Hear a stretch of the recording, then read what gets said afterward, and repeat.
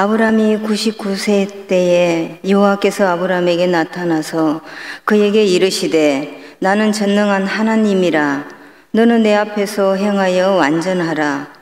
내가 내 언약을 나와 너 사이에 두어 너를 크게 번성하게 하리라 하시니 아브라함이 엎드렸더니 하나님이 또 그에게 말씀하여 이르시되 보라, 내 언약이 너와 함께 있으니 너는 여러 민족의 아버지가 될지라. 이제 후로는 내 이름을 아브라함이라 하지 아니하고 아브라함이라 하리니 이는 내가 너를 여러 민족의 아버지가 되게 함이니라. 내가 너로 심히 번성하게 하리니 내가 내게서 민족들이 나게 하며 왕들이 내게로부터 나오리라. 내가 내 언약을 너와 내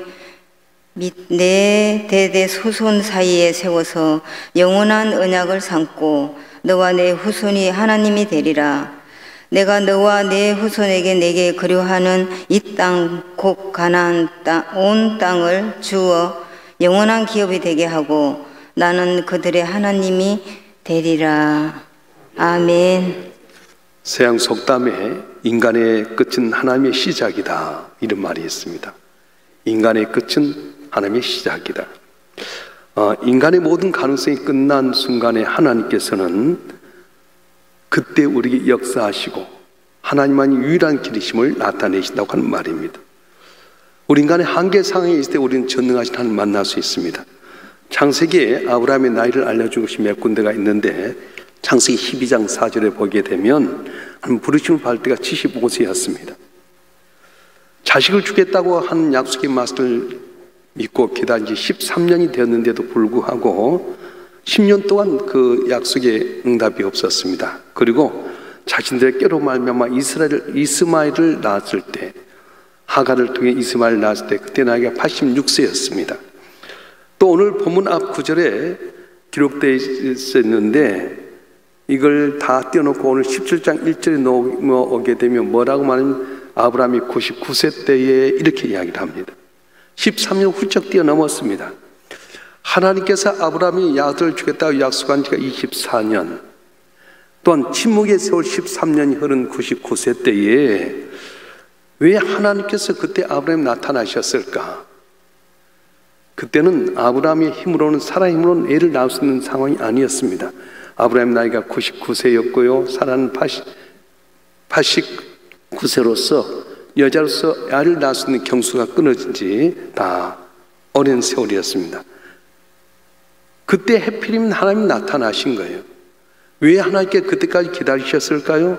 만약에 아브라함이 아들 이삭을 낳을 만한 그런 상황에서 아들을 낳았다면 아브라함은 내가 아들을 낳았다 그랬을 것입니다.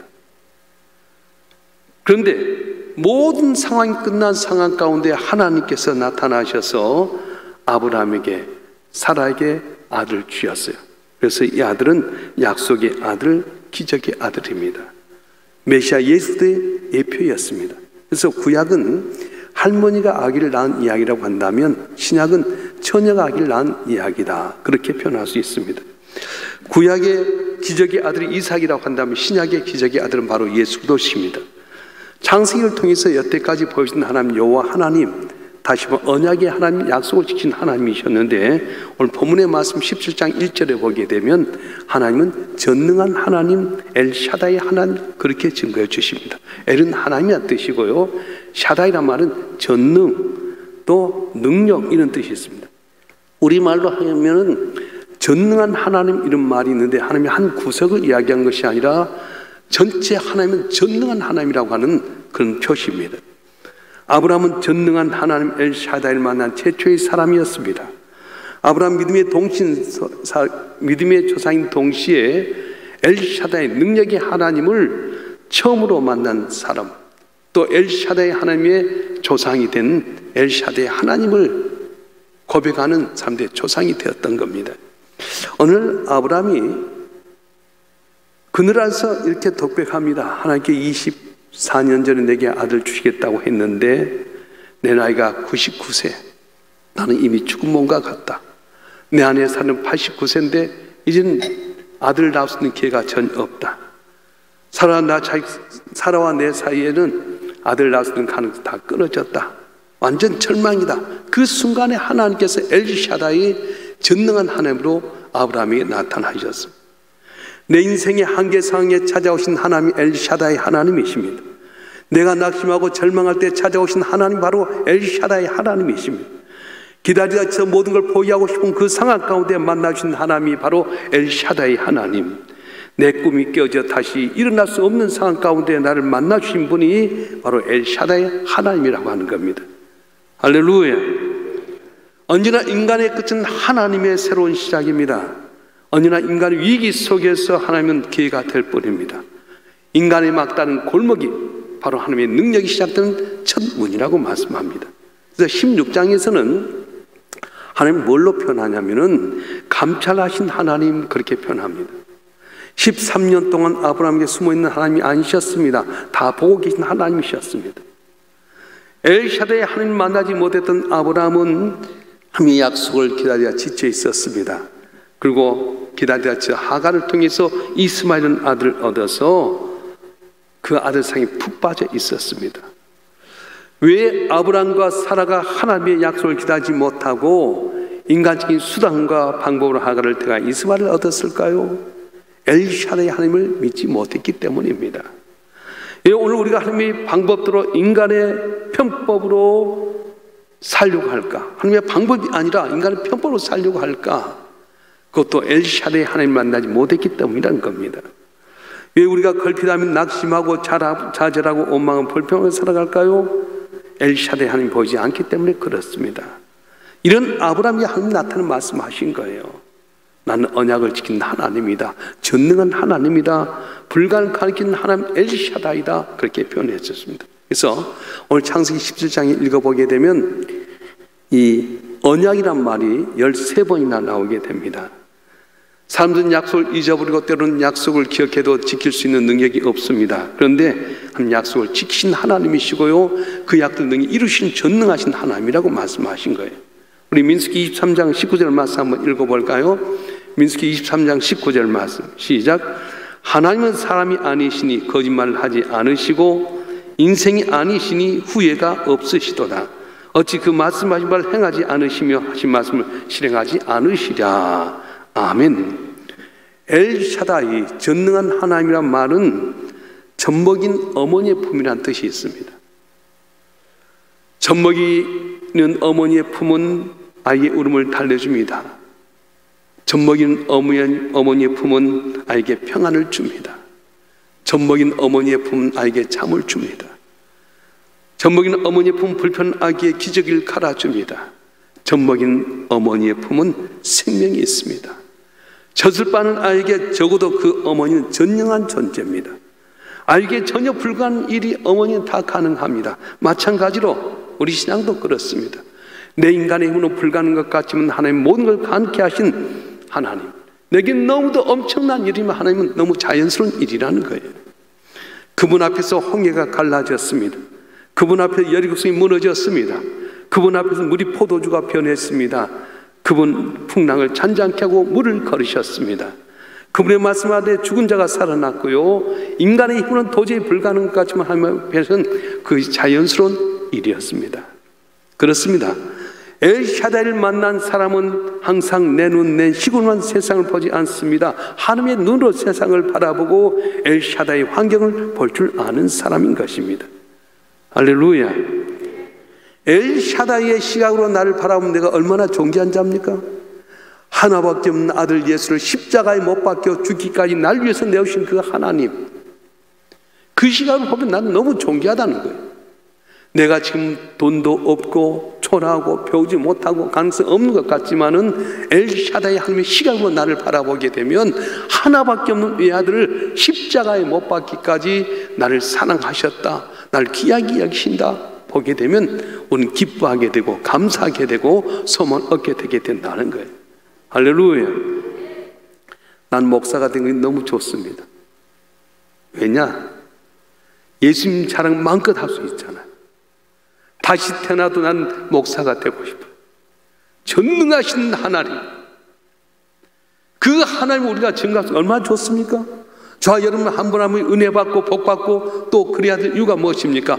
전능하신 하나님이 나와 동행하시고 나 같은 자를 용서하여 주시고 나 같은 자를 통해 주의 영광을 나타내도록 복을 주셨음을 증거하셔 좋지 않겠습니까? 할렐루야. 어떤 사람이 사업에 실패하고 가정에서 상처를 받고 술집에서 나폴레옹이나 꼬냑을 이렇게 먹게 됐습니다. 그러면서 큰 소리를 외치고 나폴레옹 내 사진 불가능이 없다고 웃기지 마라. 네가 할 수 있는 게 뭐 있어? 난 매일 나폴레옹 통째로 마신다. 그렇게 이야기했대. 나폴레옹을 통째로 마셔도 사업에 실패하고 좌절할 수밖에 없습니다. 여러분 내 사전에 불가능이 없다는 말이 있겠어요? 그래서 불가능이라는 단어를 빼야 돼. 나는 부족하다, 나는 연약하다, 나는 미약하다. 그러나 전능하신 하나님 엘사다의 하나님을 만나면 난 전능한 존재가 된다. 그런 고백이에요. 모세의 지팡이에 무슨 힘이 있었습니까?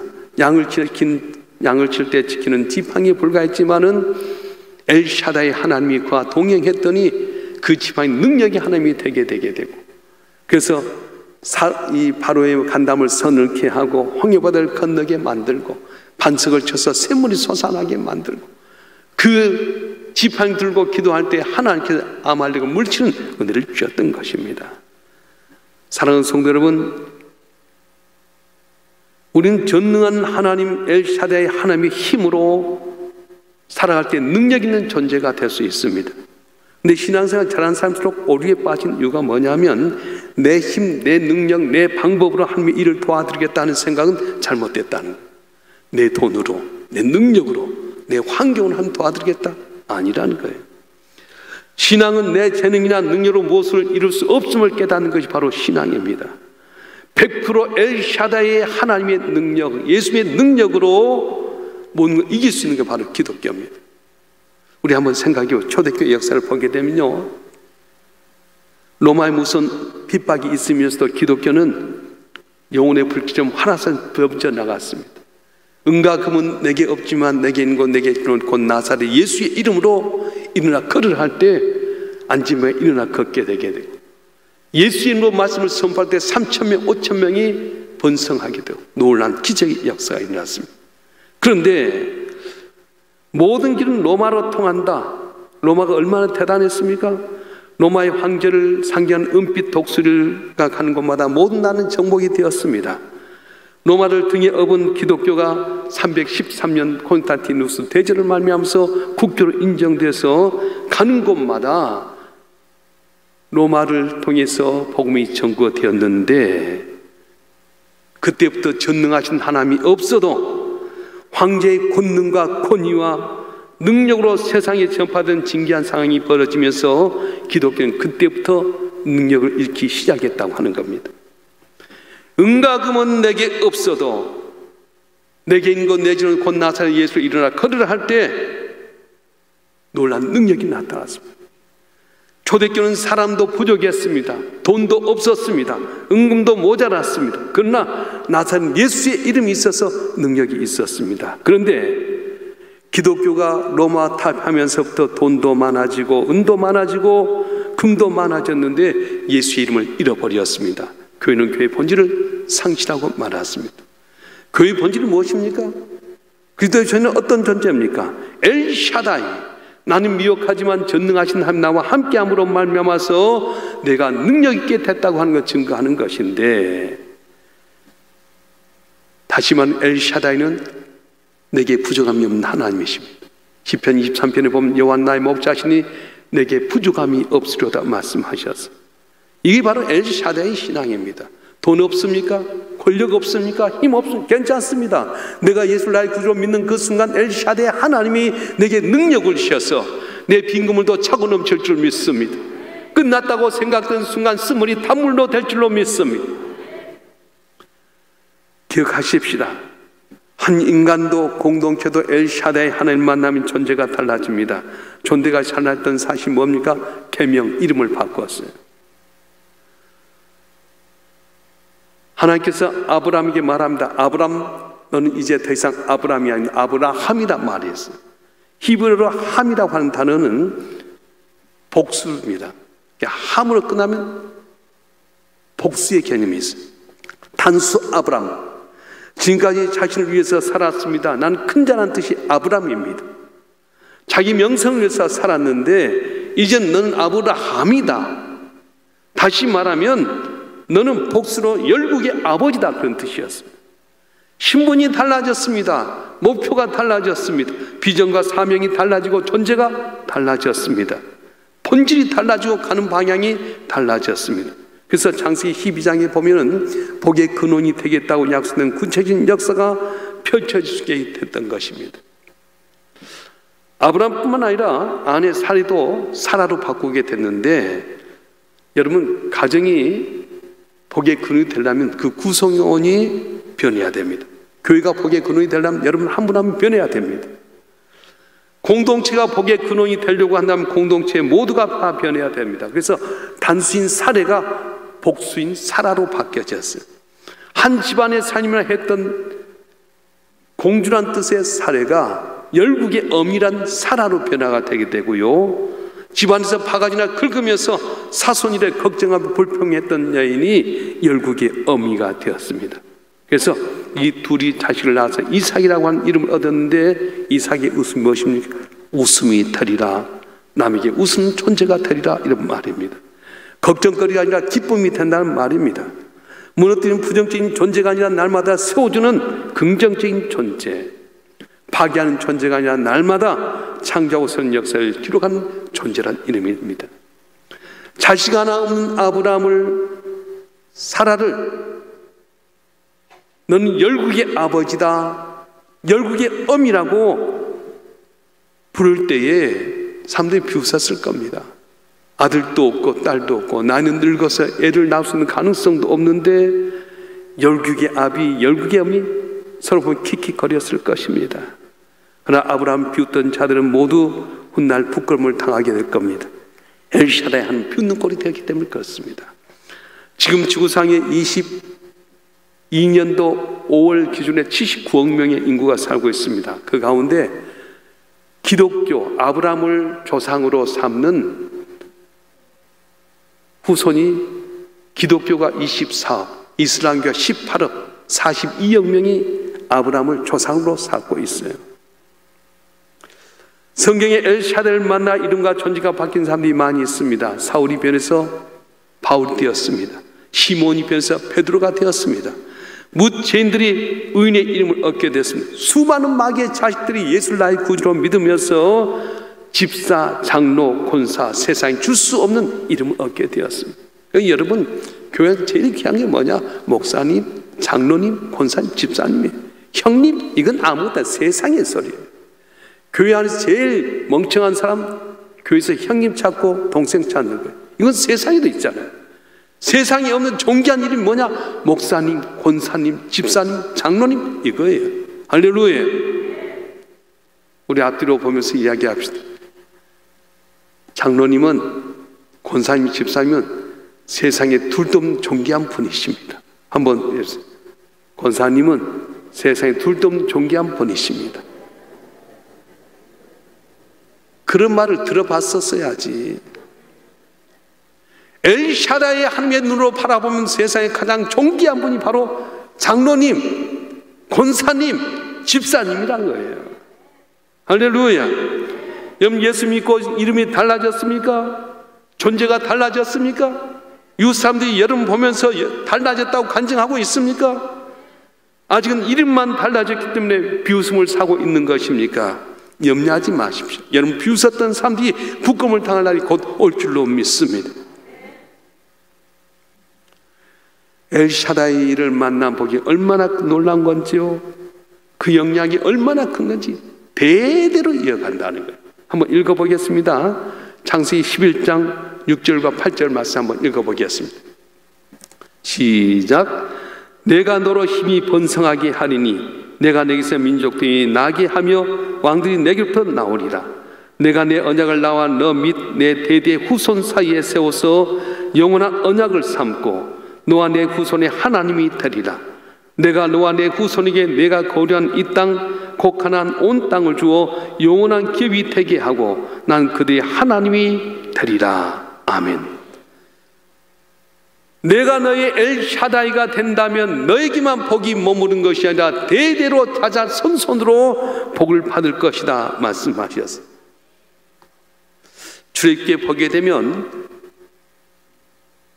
출애굽기 20장 6절에 보면 저주가 3, 4대 간다고 합니다. 그런데 은혜의 축복은 천대를 이어갑니다. 악의 영향도 3, 4대 흘러가지만 내가 믿음 생활 잘해서 축복이 이어가게 되면 300대, 400대로 이어지게 된다는 거예요. 그래서 오늘 마지막 절 8절에 보게 되면 영원한 기업이 되리라 그렇게 말씀하셨습니다. 여기에 영원한 기업은 뭘 말하냐면 예수 그리스도의 나라, 아멘, 나라를 말하고 있습니다. 여기 약속의 땅은 중동적 이스라엘 지정학적인 땅만 이야기한 것이 아니라 새하늘과 새 땅을 말하게 된 겁니다. 그래서 엘샤다의 파워는 내게만 머무는 것이 아니라 대를 이어서 영원한 시대로 이어져 간다고 말씀하는 거예요. 사랑하는 성도 여러분, 내가 연약할수록 더욱 귀히 여기사 높은 보좌 위에서 낮은 나를 보시네 하는 찬송가처럼 난 내 인생이 끝났다고 생각한 그 순간에 엘샤다이 전능한 하나님이 나를 만나러 찾아오실 줄 믿습니다. 아직도 내 힘들어 살려고 하니까 하나님 개입하지 않은 거예요. 주님, 나는 아무것도 없습니다. 나는 주님 앞에 개와 같은 존재입니다. 부스러기 은혜를 달라고 했을 때 우리 주님께서 여자야 내 믿음이 크도다 네 손대로 드리라 했던 것처럼 주님, 나는 아무것도 없습니다. 부스러기 은혜를 달라고 겸손히 알게 될 때 감찰하신 하나님, 지금까지 여러분 보고 계신 하나님께서 손 내밀어 주셔서 여러분을 능력의 일꾼, 존귀한 사람, 소망의 간증자가 되게 주실 것입니다. 기도하겠습니다.